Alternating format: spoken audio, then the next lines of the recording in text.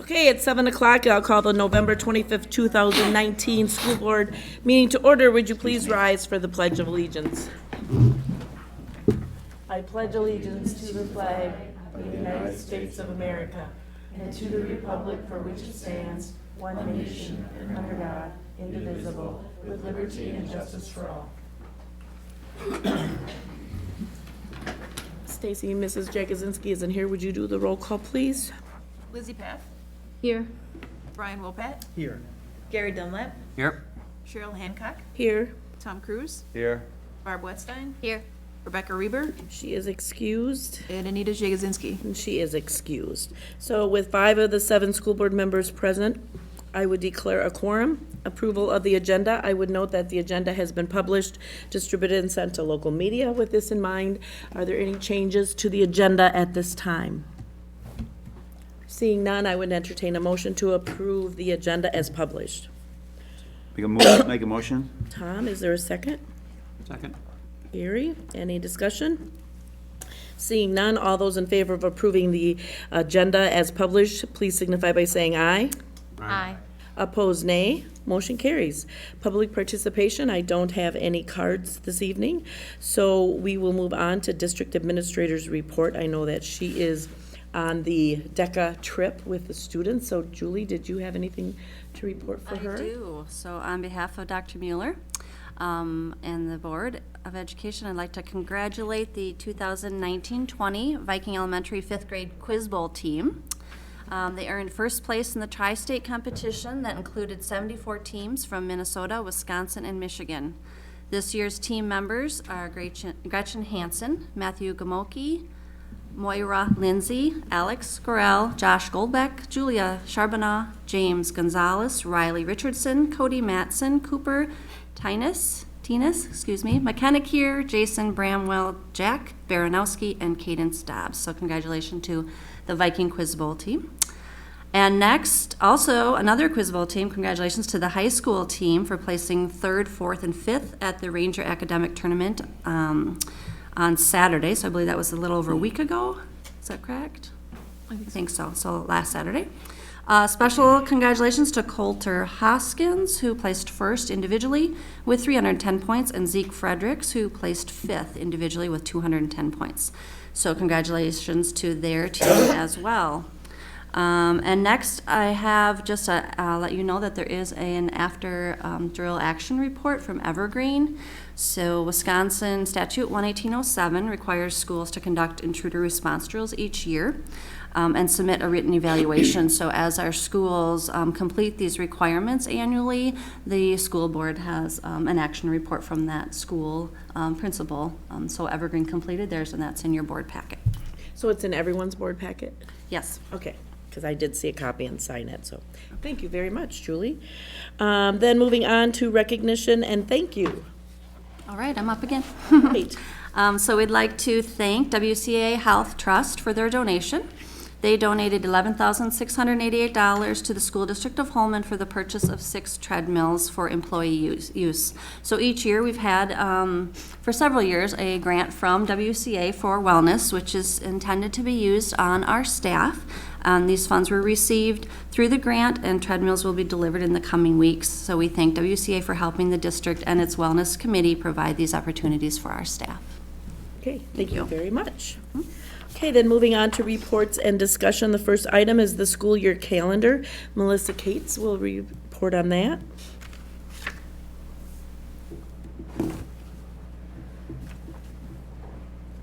Good evening.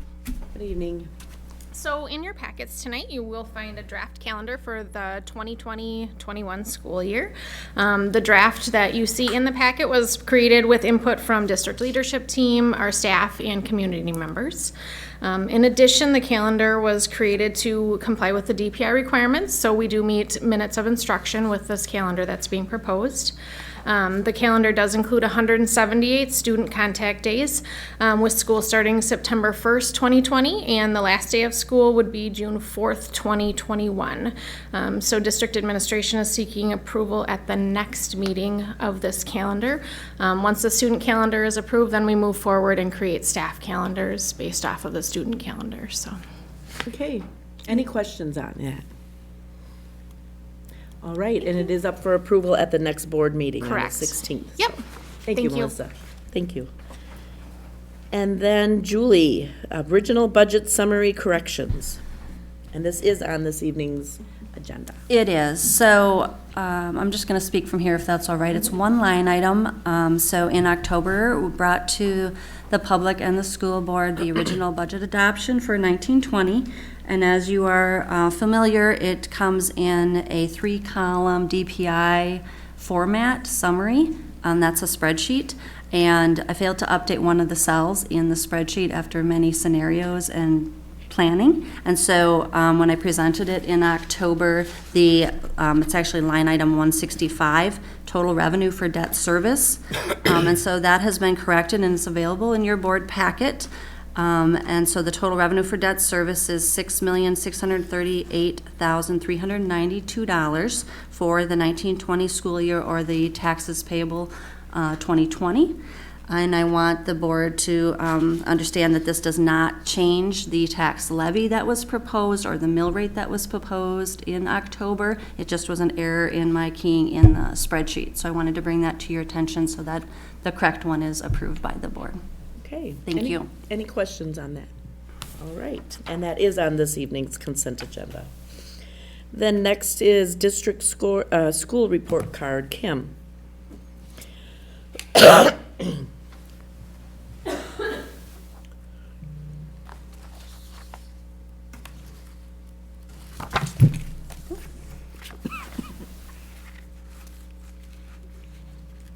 we go. Good evening. Tonight I have our district and school report cards. These report cards are part of the state accountability system. Every year DPI releases report cards for every publicly funded school and district in the state of Wisconsin. We earn an overall accountability score that places us in one of 5 overall accountability ratings. This year, once again, we earned an exceeds expectation rating with a 75.1. That's 4 out of 5 stars. And so there are 4 priority areas that earn us this score. And so the first one is student achievement. This one, and I should say these 4 areas are weighted based on a formula that DPI uses. So it changes just a little bit from year to year. So student achievement this year was 37.7% of our score, which was actually down just a little bit from last year. This is based on performance or our proficiency on our state assessments. Those are all those state assessments that I reported to you back in October. The second area is student growth. This was 18.3% this year. It's up just a little bit from last year. And this is really looking at our improvement over time on those same state assessments that we looked at in student achievement. So what they do is they look at how are our students comparing to like students across the state in terms of how quickly they are growing. The next one is closing gaps. That's 25%. This is a consistent weight because closing gaps, as you may know, is a pretty persistent and statewide issue in the state of Wisconsin. And so just like that for us, this is an area that we need to continue to work on. As I report in Wisconsin, this is those subgroups that we really need to take a look at, including our performance in reading, mathematics, and this also includes our graduation rate as well. And then the last piece is our on-track and post-secondary readiness. This also is a consistent 25%. This is our graduation rate, our attendance rate. And then they also have our 3rd grade ELA achievement and our 8th grade math achievement. And so it's kind of like we get double scored there. These are considered readiness indicators, which is why they put them there. They're kind of those high leverage readiness milestones, which works well for us because we tend to do better on the achievement area. So the school district really is looked at as almost like one giant school, but our scores are derived from each of our buildings. And so here you'll have how each of our buildings scored in terms of their overall achievement level. So we have lots to celebrate. Again, Evergreen exceeds, Prairie View significantly exceeds, Sand Lake, Viking, and Holmen exceed, and then Holmen High School meets. In fact, we were 0.1 percentage point away from getting into exceeds with the high school. So lots to celebrate there. And this year we actually made the news. TV19 came out and followed us around for a chunk of the afternoon, had some great interviews, and really it was a nice spotlight on Holmen. So we have lots to celebrate. As I said, our achievement continues to be high. We actually continue to exceed the state in both ELA and math. Our growth was just even with the state, though. Our on-track and post-secondary readiness is another area that we exceed in. In fact, we exceeded in all areas where that is measured. That's our attendance rate, our graduation rate, attendance, and then again, our third grade ELA and 8th grade math. Our opportunities for growth are in growth. Again, we were just even with the state in ELA and math. That's when we look at the district as a whole. So that means we have some buildings that are exceeding. We have some that we need to work on. So when it is looked at a district level, we just break even. And then again, the closing gaps with the focus on the subgroups is again, an area that we really need to take a look at because some of ours did fall just below the state average. So what are we doing about this? So this is our second year of our PLC reboot, and so we're really focusing on those 4 essential questions. And so when we look at question 1, which is what do we want all students to know and be able to do, we're really looking at our standards and our learning targets, making sure we have equity and access. That means all really means all. So that's why our staff development this year is really focused on our work with Solution Tree, Julie Schmidt, and making sure that we are setting ourselves up for success for all of our students. The second is how will we know if they learned it? We're really working on refining our assessments, making sure that everything's in alignment. We're working on our data literacy and decision-making conversations in our collaborative teams. We also are working on improving access to data. So we've implemented EduClimber, which is a data warehouse, so to speak, that has all of our data in one place. That should be a much easier way for our teaching staff to access that. What will we do if they didn't learn it? That we're working on really making sure that our universal instruction is meeting the needs of most of our students, and we're refining those grading practices, making sure that learning doesn't end with a grade, and that we're continuing to build our response to intervention systems and making sure that we have timely supports in place for those kids who need it. And then finally, what we do if they already know it, and that's really making sure that we have enrichment opportunities for all of our students. We're working closely with our TAG teachers, making sure that we have response to intervention on that upper end as well for those students who are accelerated, and then making sure we have a lot of student choice and rigorous coursework. So how do we shake out compared to our peer districts? In the 12 peer districts, we fall right in about the middle. Onalaska actually leads the peer district in terms of overall accountability rating at 80.4. Then Elkhorn, Milton, New Richmond, Ashwaubenon, and then us. We did have 3 districts that fell in just the meets expectation. That's Menominee, Greenfield, and Beaver Dam. So you'll see us kind of right in the middle there with the 75.1. So the good news is we're focusing on the right work. We're getting the systems in place, and as we work in refining those, I think we will see the fruits of our labor very soon. Any questions? Any questions? Yeah, I got Tom? some questions.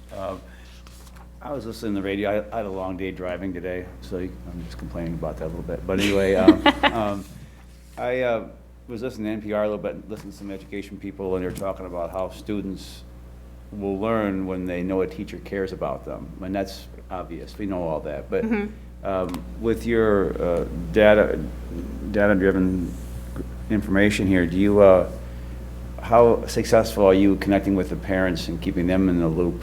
I know they're key to your foundation of success. Can you extrapolate on that at all? I know you have. Yeah, I know absolutely. you have.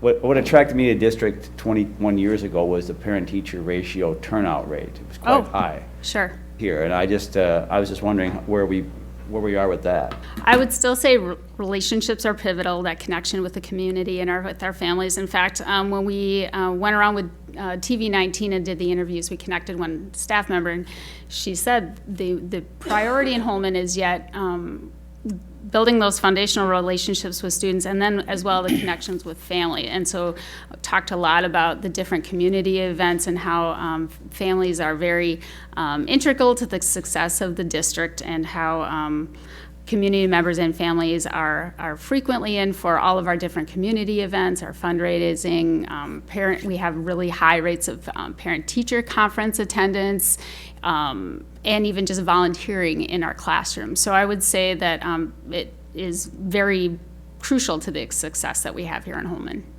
Yeah, I know a number that stuck out in my head was 96.1%. That was 98 for parent-teacher conference turnout. Is that still about the same number? I'm not sure. We'd have to ask the building principals to be That's just, I know, that's an unfair question. that, but All right, I thank you. imagine it's still quite high. Yep. Mm-hmm. We actually, I'll answer it. I remember it was that number in the elementary schools. Right, And we you s- always kind of lose a little because of the structure in part. Right, and we do have our parents, they all sign up for a parent-teacher conference, so everyone has a conference, an opportunity to meet face-to-face with their teachers at the elementary. Yeah. All right, thank you. Any other questions? Not right yet. Okay. All right. Thank you. Well, then, the next item on the agenda are new course proposals, and I'll just say Yes. that these were presented to the Student Achievement and Learning Committee, and there was consent to support the addition of these. Yes, so we have several new courses that we're pretty excited to share with you tonight. The first is, well, I'll let Steph take it over. Hi, I'm Stephanie Teff. I teach science at the high school. I feel like this is really loud. I'm gonna lean away. The course I'm proposing is epidemiology and public health. Can you see the? Yep. Okay, I didn't know. So a lot of people might not know for sure what this course really entails, but it's really studying health in a population. And so students will be disease detectives and walk through analyzing patterns and causation of disease, investigating outbreaks, work as teams, create action plans, analyze different data sets and trends, and then working together collaboratively to solve problems. So we were required to talk about the alignment rationale. And so I looked at the district alignment and I looked at our vision, educating every student to achieve global success, and doing so through our mission of developing those 21st century skills. And epidemiology and public health really hones into a lot of those 21st century learning skills, real world connections for students, taking time to explore the disease management systems, giving another pathway for our students to be prepared and educated globally, and improving the research and reasoning skills to help students, again, solve those complex problems. And then looking at our high school alignment and rationale, the vision in our high school is creating a community committed to respectful learning and resourceful guidance, doing so by working together so all students can learn necessary skills to succeed. This course will prepare students for careers in health and other science fields. It'll promote a link not only between health and science, but science and math, or health and mathematics. It does align very well with the next generation science standards, particularly looking at the practices in the next generation science standards and using the content to go through all those practices in the content. It was a beautiful complement, I think, to a lot of our other science coursework that we offer, extending opportunities for students in this elective credit to further their knowledge and resources in this unique opportunity for them. And then, as you know, probably healthcare occupations are just continuing to grow. The Labor of Bureau of Statistics reported 14% growth from 2018 to 2028, faster than all other occupations. Impacts logistically, this is a half credit elective science course. So it's not gonna really impact any staffing. Our schedule, our student requests drive our schedule, especially in terms of electives. So the more students that sign up, the more students that will take it. All students would be available to take the course. And there's a really amazing opportunity. I don't know how detailed you got in looking at my proposal, but there's a fellowship offered at the CDC in Atlanta this summer. It's a 5-day opportunity to go and actually work with the research scientists and learn about epidemiology and how to incorporate awesome lessons and activities in the classroom. So it's an application process. Very, very high levels of involvement will be, but the PLC would continue for me into the next school year, working with those scientists and collaborating as I would embed different lessons into the classroom. So it's intense to get into it. So even if it doesn't pan out that I don't have that opportunity, there would still be a lot of resources available to support this course moving forward, including, that's my last slide, but including regional training workshops that I could attend as well. But yeah, so cool professional growth for me in doing this course too, but a really unique and I think amazing opportunity for students that will excite them, interest them, and engage them in different fields within healthcare, and even those common fields we think about in healthcare. This will add a lot of basic information that they may never ever have been exposed to in a high school classroom. So I'm very excited for this opportunity. So thanks for your time. Are there questions? I have a question. Tom? Okay. Sounds interesting. How many kids are going to sign up, do you know? I don't know that. Sure. So students get to have, it's an elective course, so students will have choice. So it's you tell how many slots you have open? Do you know? I'm just curious. Is Well, there a like a max section you can would take? be, One section would be Up to 30. up to 30. Yeah. Okay. I just wondered. one thing that really excites us about this course is the potential to create a career pathway with it in terms of healthcare, a healthcare pathway at our high school, which we really don't have right now. So anything that we can have that would draw more of our Holmen students to stay in Holmen rather than seek out opportunities like HSA and things like that would be really good for us. Sure. Makes sense. Any other questions? Okay, thank you so very much. And then sports leadership? Do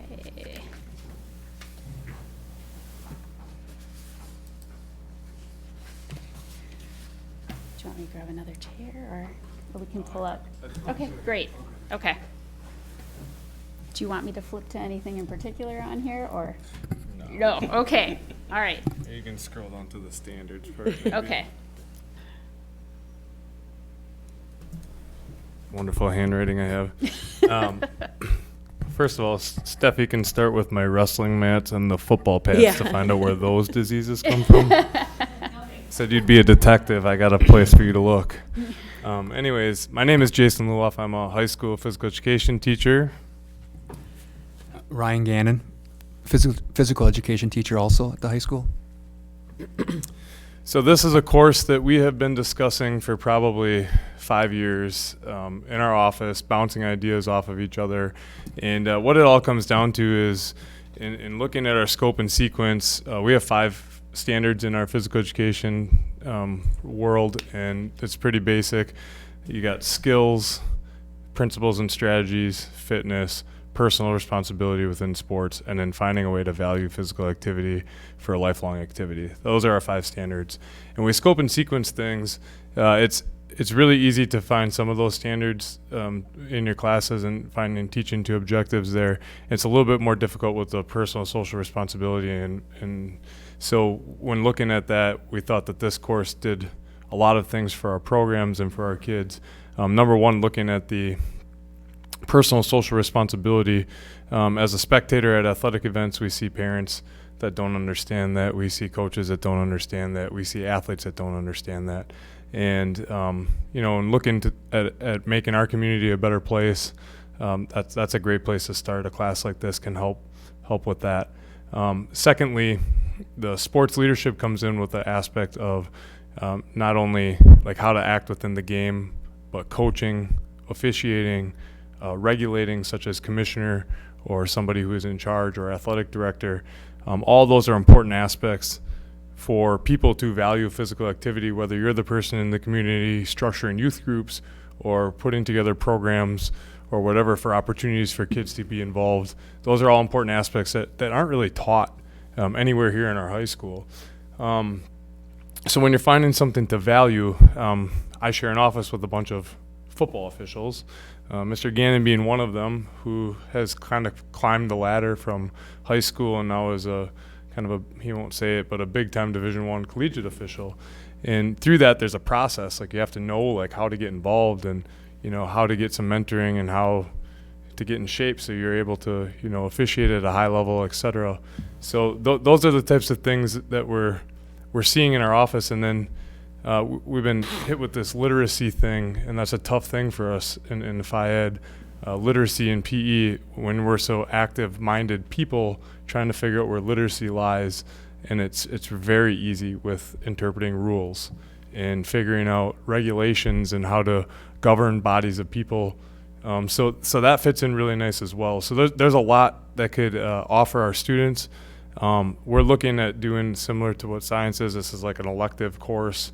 We're looking for starting off with maybe a section, see how it goes. It'll be driven by the student interest, obviously. They sign up for it, the section runs. If they don't, one of the other courses run.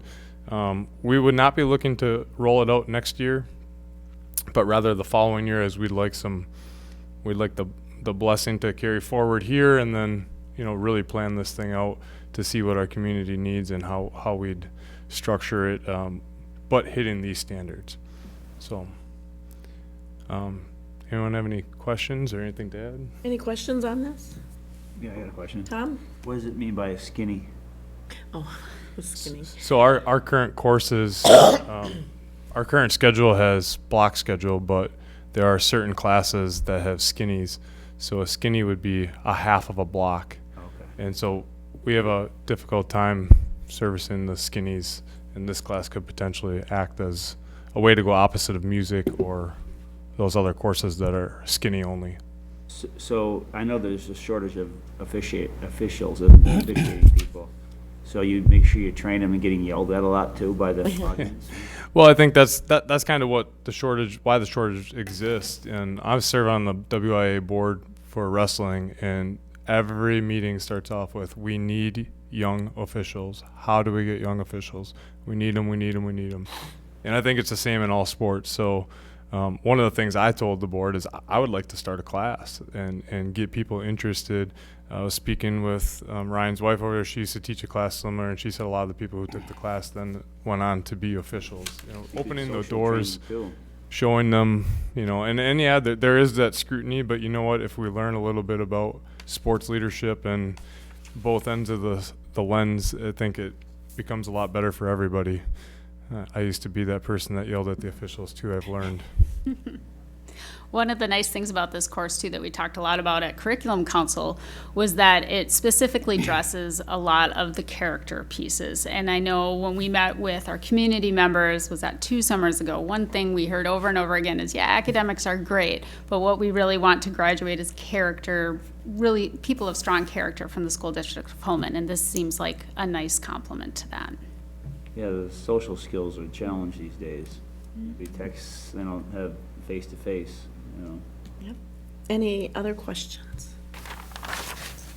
So I think this is great. As an official, I know how that is and the shortage, but I also go back to many, many years ago in our high school. So we had classes on specific gymnastics and basketball, and we did take a little bit of time to do officiating at the end of, as part of that for each of our courses. But of course, we had a trimester, so our classes were a little bit longer, but that might be something, integrating it into the classes. I think people don't understand how to get started, and that you take an open book test, and that it's not that, you know, you have the mentors and you work in the middle school first. So just helping them understand, especially people who are active in those programs now. And it's a great way when you go to college to earn money. Yeah. So, yeah. Or high school. You can Yeah. actually officiate if you're 18. Yeah.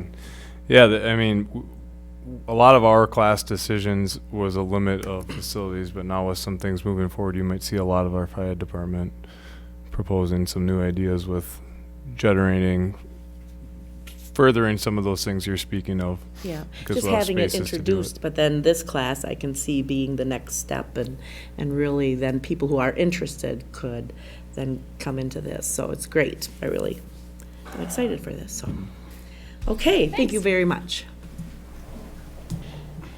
And then engineering and design.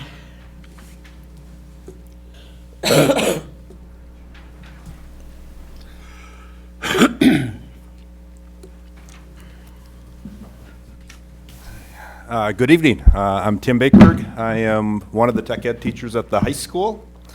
Hello, and I'm Rick Stewart. I'm a math teacher at the high school. And this evening we are here to present our engineering and design course proposal. So the first thing we looked at was just how it aligns with the high school mission statement, and it's up there. And one of the things that I noticed in my previous position at the high school was just gaps in our curriculum offerings. And one of those gaps is definitely in the field of engineering. And this course, I think, would help develop that engineering pathway that our students are saying is needed. So not all these courses would necessarily be prerequisites, but this is kind of our vision of this engineering pathway and how we'd have some core classes in algebra or in mathematics and science, and some classes also in drawing. We might have an intro to engineering class, and we might also see eventually this engineering pathway including robotics and electronics. Oh, we jumped all the way. Okay. So, we should. Did you have more on that No, last it one? You want me to wasn't. go back? I Okay. was hoping there was more on that slide. And I think it's worth, before we get to the impacts, just mentioning that this course that we're proposing would be team taught between the tech ed department, namely myself, and the math department with Rick. And as we're looking at pathways and course offerings in those elective areas, I think many times our students, and engineering students aren't any exception to this, they see the different disciplines in silos, and they don't always make that connection that math and tech ed, it's two of the same. There's definitely math and there's science and the tech ed courses that they're taking, and just the nature of two of us from different disciplines teaching the same course, I think we'll kind of break down those stereotypes. As far as impacts, since it's going to be taught by both, it's going to be an elective course, and like the other proposed courses have mentioned, since it's an elective course, it's really going to be dependent on student demand. So if there's enough demand, that would mean that I would teach one less tech ed class in a different area, for example. As far as space, we're looking at using a combination of possibly math classroom, and then with the new addition to that tech ed wing, there's an innovation center lab that's going to house some of that advanced manufacturing equipment that we will have for next year to start using. So some of the CNC equipment, 3D printers, a robotic arm, and different things like that would definitely be incorporated into this course. And we would envision students would spend quite a bit of time down in that innovation center as well. Just like the previous example, we're looking to get approval to have the course accepted this year so we can put it in the course guideline, but we're not looking to start the course till the following year. That would be 21, 22? Right. The reason for this is we want to, it's going to be a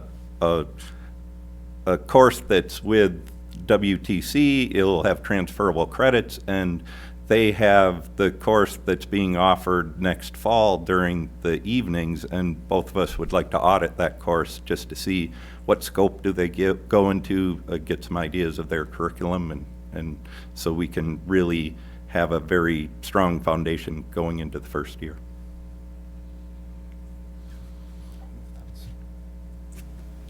Are there any questions? I have a question. Well, somebody else? Tom? No, but it doesn't look like. Sounds really interesting, and the idea of maybe giving some intro to it, so people aren't just like, oh, I think I want to try this. So is that one of your thrusts with this? Is just try to make it less scary? Yeah, I have a bachelor's and master's degree in civil engineering, and I always tell the story when I was in high school. I had no idea what engineers did. I went off to college. We didn't have any kind of engineering in our school that I went to. And so I just went to school and signed up for engineering physics because it sounded neat, and then had no idea what I was getting into. After a year, I figured out, well, I want to go into civil engineering and environmental engineering, but this might help some students before they get through high school figure out what are some things I want to do? Where do I want to go? What discipline do I want to try out? What interests me? So it's a project-based class to help them get a little bit of an introduction to the different types of engineering. How much time have you put into preparing this? The course? Yeah. Well, Both of you, right?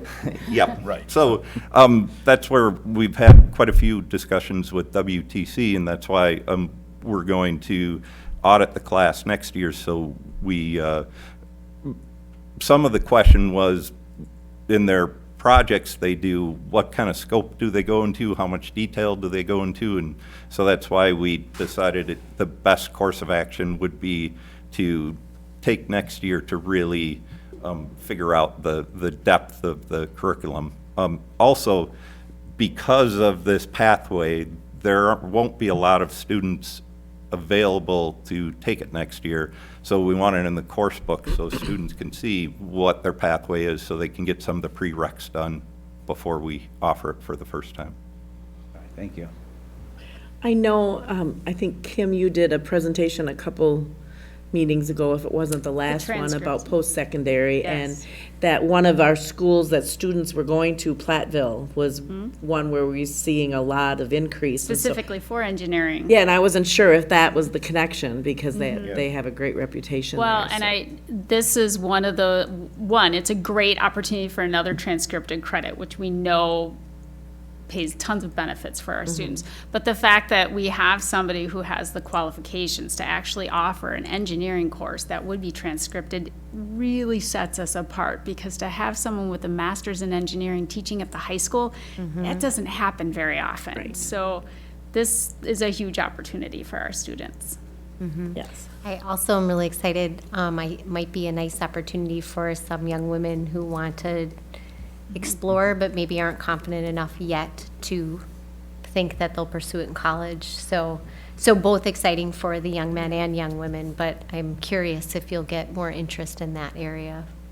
We would hope so. It'll be good. Great. Well, thank you so very much. Appreciate it. Thank you.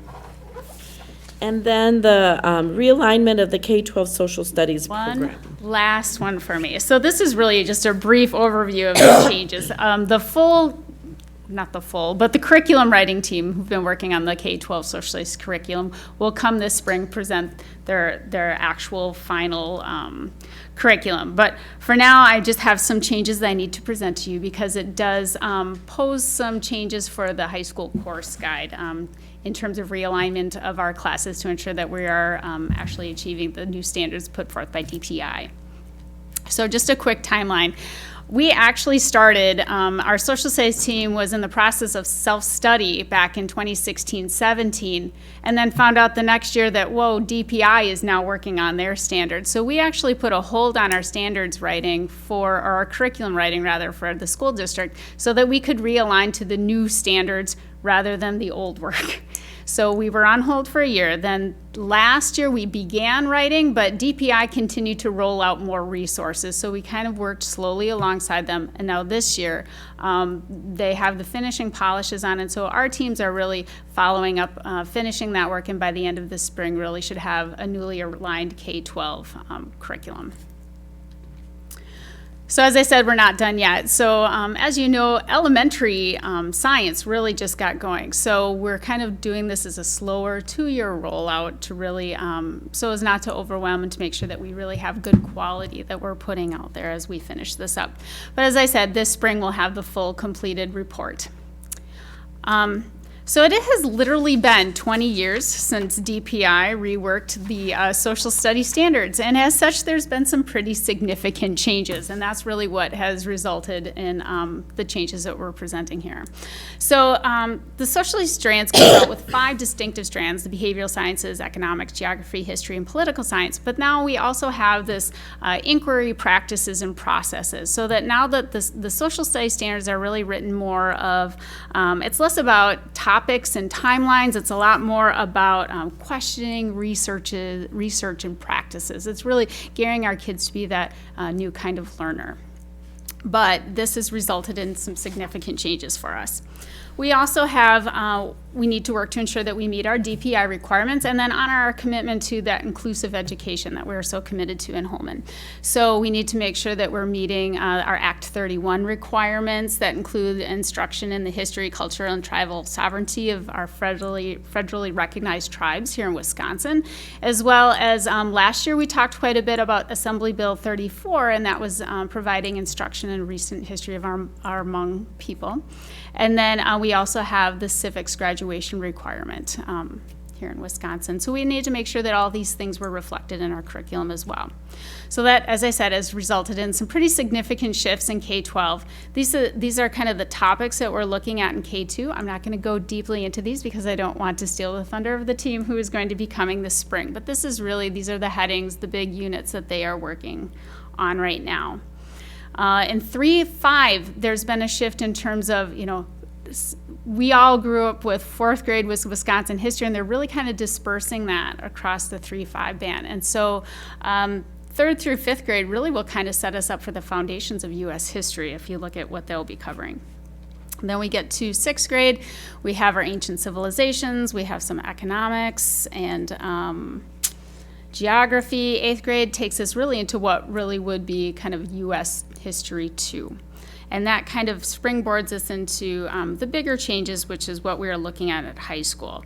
So on the left, you'll see what is our current practice. So right now we have at our high school for graduation, we require 3.5 credits and then of course passing of the civics exam that's required by DPI.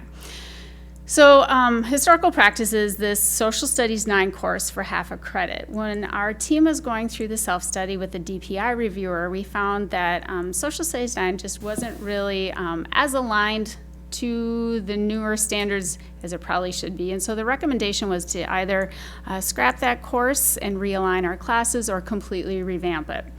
Then we have U.S. History 1 and 2 that we require. Then we have our government class for half a credit. And then we, again, as I said, pass the civics exam. And then students have 1.5 total credits of social studies electives they can choose from.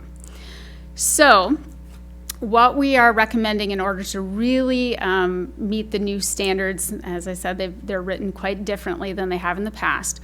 And the way we have realigned K-8, we would like to start with U.S. History 3, really kind of picking up where 8th grade left off. And then instead of U.S. 1 and 2, we've renamed classes to really give a better idea of what the content is within those. They are history courses, but they have a slightly bigger, maybe more global look, especially when we talk about military conflict shaping America. Or they'd have the choice of U.S. contemporary U.S. history.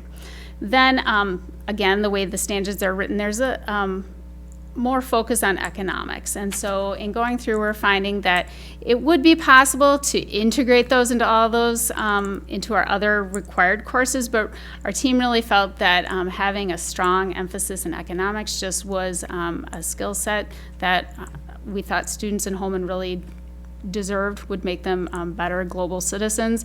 And it's a move that many area districts have been making as well. And we would continue with our government course, again, the civics exam, and still have the 1.5 total credits. Our students would still continue to have the option of the AP U.S. History, so students could take any combination of either the U.S. 3 military conflicts, shape America, or contemporary U.S. history to get that 1 credit, any combination thereof. So the credits would really remain the same. The biggest change would be the naming, the alignment of the courses, and instead of Social Studies 9, we would be putting in economics instead. So that means we can let go of some courses.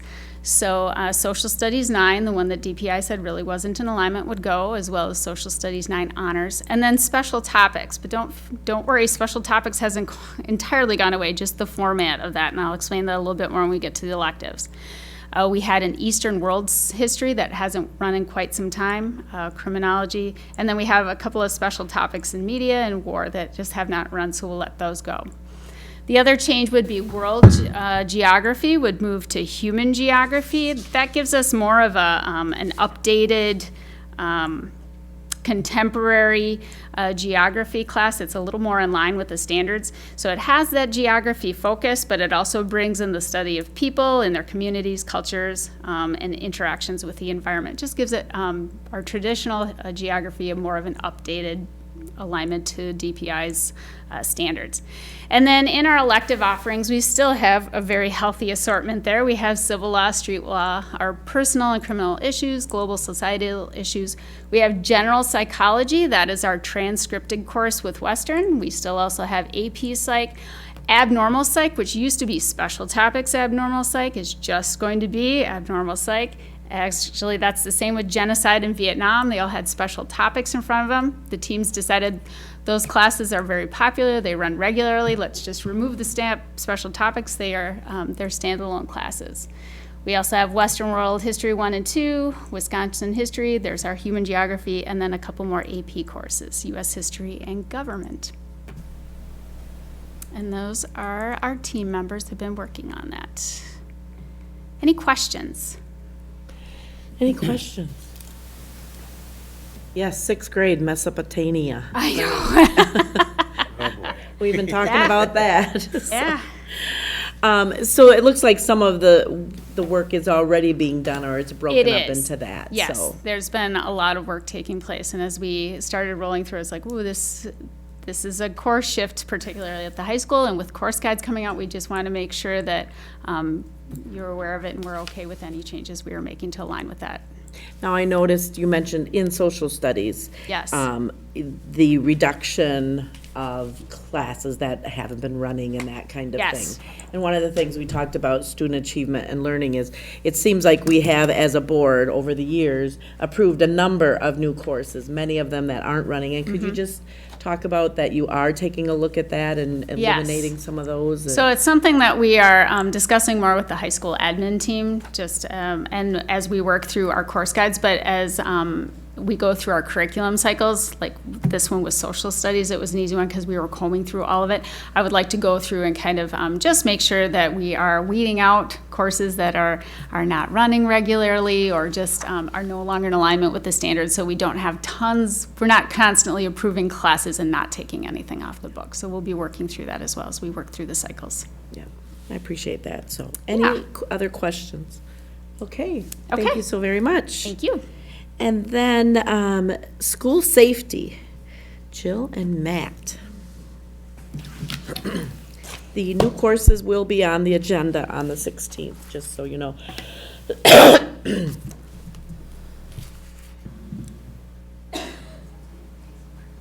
the school safety plan will also be on the agenda on the 16th. That's going to be a full agenda.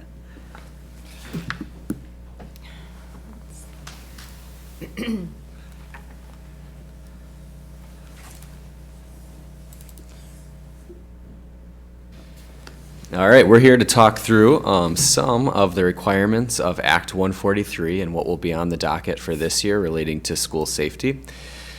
There's a little bit of the overview of some of the things Jill and I will be preparing to submit to the Office of School Safety.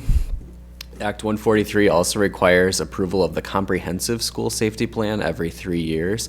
That was done last year in November of 2018. Also requires on-site safety assessments before we update the school safety plans. So those were completed in April of 2019, and that feedback was incorporated into our school safety plans. And then you also received an annual school safety drill with regard to the threat of violence from Evergreen that was completed this year, and we'll go back through some of the dates that those were completed last year for some of the schools.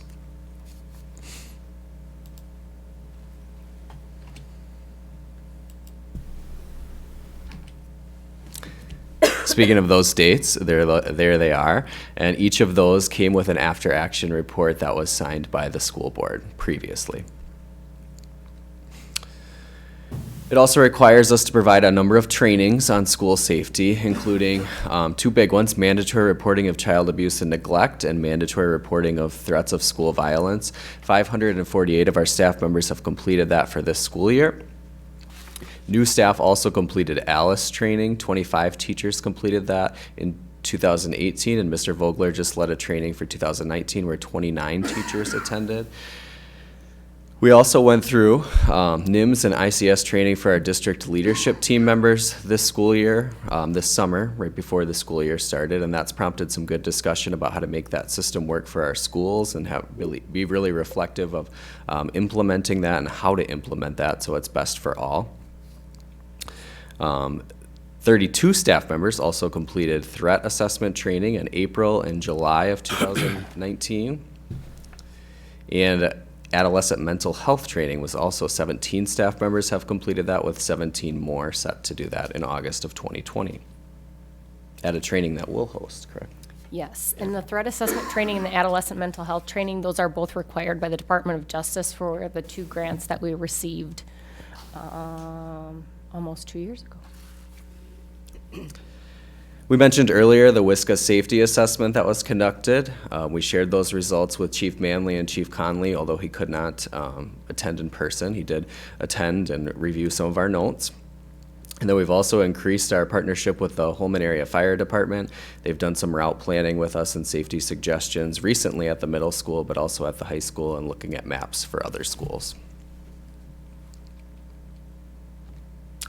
The comprehensive school safety plan, we'll kind of go through this a little bit quicker, has 4 phases of safety planning, including prevention, mitigation, preparedness planning, and response recovery. So I'm just going to highlight some of the areas that we're really focusing on this year in each of these. In the category prevention mitigation, I mentioned threat assessment and the threat assessment that's taking place. That's really kind of our focus there, and looking at some of the tools the Department of Justice has provided for us, and much like NIMS training, figuring out how to make those systems work for our school district.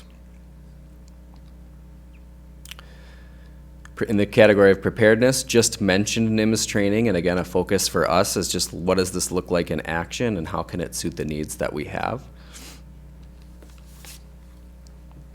We also recently, in the area of preparedness, Holmen High School had an existing shelter site agreement with the Red Cross, but Holmen Middle School just completed theirs. In fact, Mr. Vogler, he's here tonight, signed that agreement on Friday after some work with the Red Cross and Ben Gappa, our Assistant Supervisor of Buildings and Grounds. In our response, we have procedures in place in our comprehensive school safety plan. The biggest area that we're working on here is our school safety teams are conducting more tabletop discussions about some of these things. So a group of 8 to 10 staff members just talking through what this would look like in action and trying to evaluate perhaps where some of the weaknesses and strengths are within our plan. In the area of response, we have letter templates in our comprehensive school safety plan, and we also have staff members that have attended recent trainings that are ready to kind of reconvene and bring that team back together and bring those up to speed with some of the new best practices.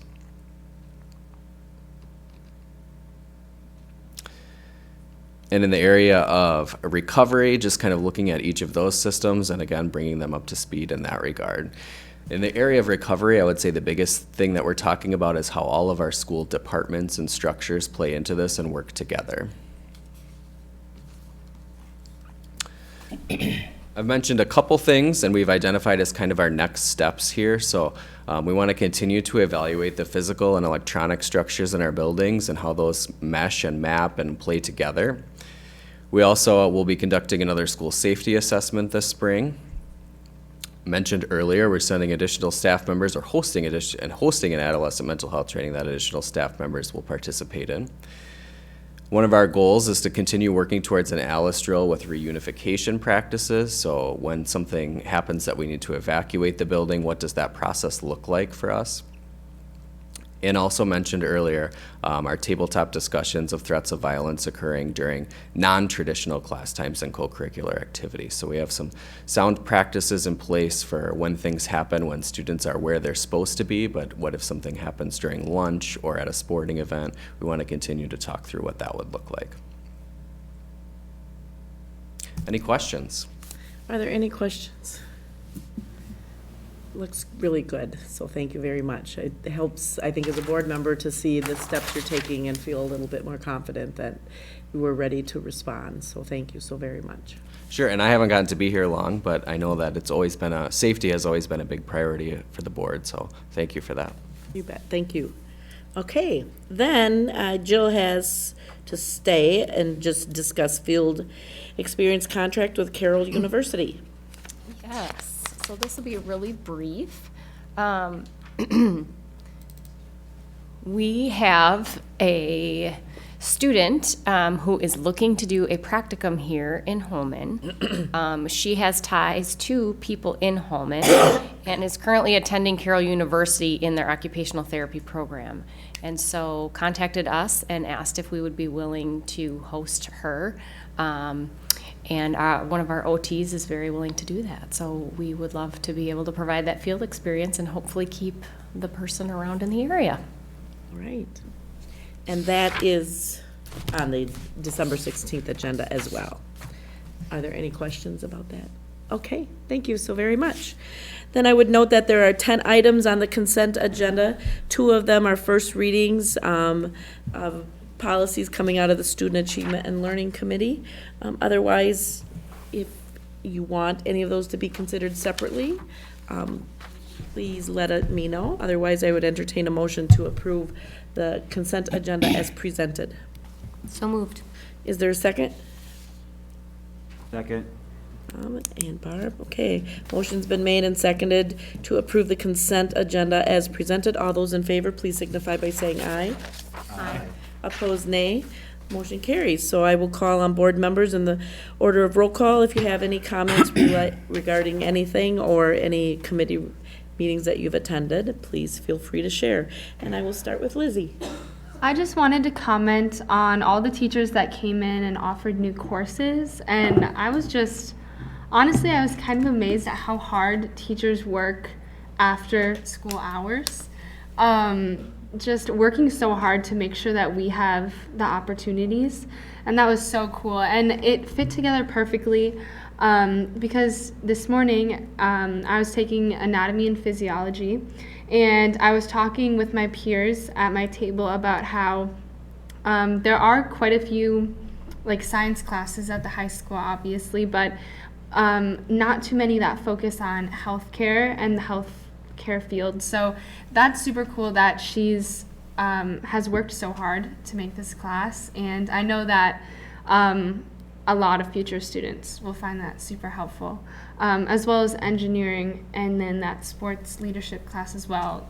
I don't know, I was just amazed at those teachers and how hard they work to make sure that we have those opportunities. So that's all. Okay, thank you, Lizzie. Brian Wopat. I want to commend those who put on the Dancing with the Sports Stars program last week. They raised over $14,000 for a local family. Wow. Thank you, Brian. Gary Dunlap. I'll just say I went to the middle school play. That was awesome. They did a great job.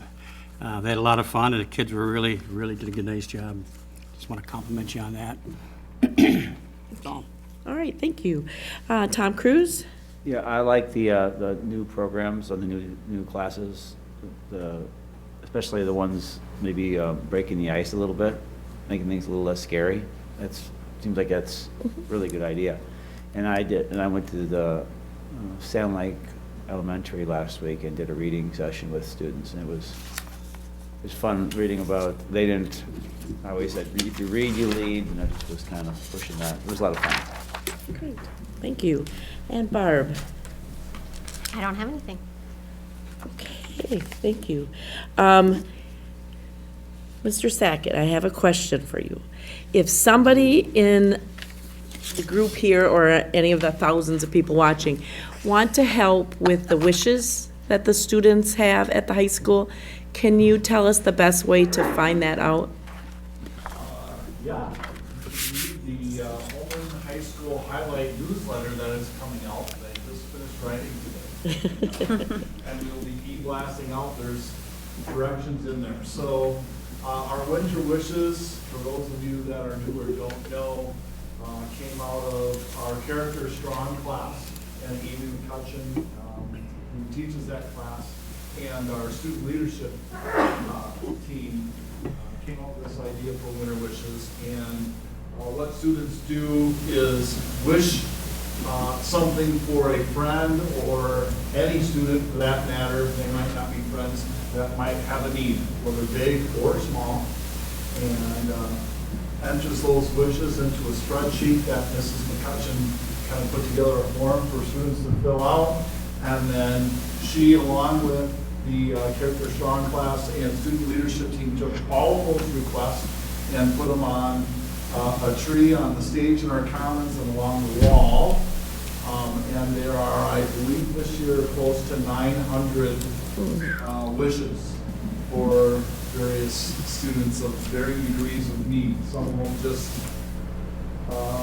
maybe a hug or a note of gratitude, or maybe as big as a new, maybe not new car, but a car. All kinds of wishes. You can grab the slip off the wall or off the tree if you wish to fulfill that wish. Purchase the item if it is indeed a monetary type item, and then return it to Mrs. McCutcheon at the high school, or donate money to have that item purchased and fulfill that wish. Last year we granted 300 wishes, totaling over $15,000, and everything from scholarships to Winona State and the Turtle to as little as writing a little gratitude, card of gratitude, to a car that was donated to the high school, and our automotive students just made sure it was safe and met all those regulations, and Holmen School District gave a car to a student in need last year. So all look- those will be detailed in an e-blast coming out this week for our families if they wish to participate in granting. Our goal is to grant more than 300 wishes. Well, I just noticed a Facebook post where a teacher said someone in their classroom wanted food in the house other than canned food. And within 45 minutes, I mean, there was a donation of $500 for someone to buy the food. And then there was people were willing to go and give gift cards so that they, could buy food and that kind of thing. So I knew there would be one central way, though, so I think as school board members, it would be great for us to participate in that as well. I apologize I didn't grab the mic, but there will be an We heard e-blast you. going out to all the high school families. Thank you very much. And I, along with the other board members, really, Kim, thank the teachers for their, the new courses. It's like state of the art, kind of driving new ideas, keeping up with what our students' interests might be. It's just wonderful to see that. And I kept thinking of things like the epidemiology. We've got a great Rotary Club in Holmen that did water things for a third world country where they provided water wells, and because of the diseases that went with the drinking water that they had. Polio Plus is a big thing.